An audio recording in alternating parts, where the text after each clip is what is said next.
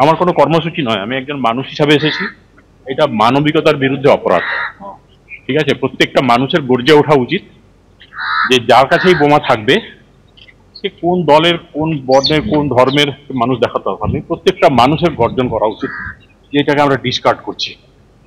They should raise their voice, everyone should raise their voice against the বোমা, illegal pistol, হ্যাঁ, bomb proof bomb যেগুলো মারে, আমি জানি এগুলো। প্রত্যেকটা মানুষের each and everyone should raise their voice. আপনি ভালো বলি দুনিয়ার সবাই ভালো না, হয়তো আপনি নেতা, আপনি ভালো, যাই হোক আপনি ভালো, দুনিয়ার সবাই ভালো না। এইখানে সেই যে মেয়েটার নাম ভোটে দাঁড়িয়েছে, মেয়েটা ভোট এসে চাইতে এসেছে, ভোটের আগে তো আসে সবাই এমনি করে ভোটের এমনি করে দেখাচ্ছি। আমার মেয়ে, আমার তামান্না দৌড়ি দেখতে গেছে, আমার মেয়েকে জানে যে ও লালের মেয়ে, ও অন্য পার্টি, আমরা অন্য পার্টি। আমার মেয়ে কি দেখতে গেছে, মেলা লোক আসি ভোট দেন করছি, মেলা লোক। আমার ছোট মেয়ে আমাকে টেনে ওইখানে লিজেছি, হ্যাঁ টেনে ওইখানে লিজেছি। আমার ফোন নাম্বার লেখা আছে, কোনো অসুবিধা হলে আমার সঙ্গে আপনি যোগাযোগ করবেন,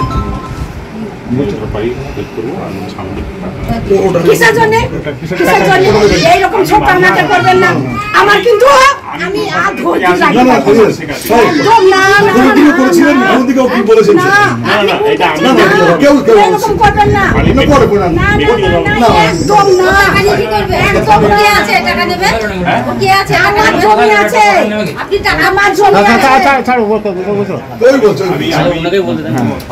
আমার জমি আছে, আমার বাড়ি আছে, আমার কেউ দেওয়ার নাই। আমি একটা অরাজনৈতিক সংগঠনও করি, আমার যাই পরিচয় থাক আমি ওগুলো করতে আসিনি। আমি একটা রাজনৈতিক সংগঠন, অরাজনৈতিক সংগঠন টাকাই নিচ্ছে না আমাদের কাছে, কারোর কাছে।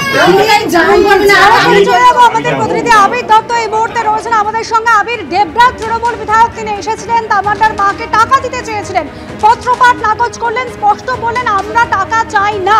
ঠিক কি কথা হলো দুজনের মধ্যে? দেখো একেবারেই, এবং শাসক দলের এমএলএ এবং যিনি এসছিলেন সেই হুমায়ুন কবির, তিনি প্রাক্তন আইপিএস অফিসার, তিনি যখন এই যে বাড়ি যেখানে এই ক্লাস 4-এর ছাত্রী তামান্নার যেখানে মৃত্যু হয়েছে, বাড়ির ঠিক সামনে, মায়ের সামনে মেন মৃত্যু, সেই বাড়িতে মায়ের সঙ্গে তিনি দেখা করতে আসেন। যদিও হুমায়ুন কবিরের বক্তব্য তিনি একটি সংগঠনের তরফ থেকে তিনি এসছেন বা সংস্থার তরফ থেকে তিনি এসছেন, তিনি দলীয় পদাধিকারী হিসেবে তিনি আসেননি। তবে তিনি যে খাম দিয়েছিলেন এই বাড়িতে বসে সেই ছোট্ট শিশুর মা, তিনি প্রত্যাখ্যান করেছেন এবং স্পষ্টত তিনি বলে দিয়েছেন যে তার টাকার প্রয়োজনীয়তা নেই এবং এই ঘটনায় যারা জড়িত বা এই ঘটনার যে বোমা ব্যবহার করা হয়েছিল সেগুলো উদ্ধার করা হোক, গ্রেপ্তার করা হোক, এবং তিনি শুধুমাত্র ন্যায্য বিচার চাইছেন। এই ঘটনায় যারা রয়েছেন তাদের উপযুক্ত শাস্তি হোক, সেটাই তিনি চাইছেন। এবং আমরা কথা বলেছিলাম হুমায়ুন কবিরের সঙ্গে, তিনি নিজে জানিয়েছেন যে তাকে প্রত্যাখ্যান করা হয়েছে।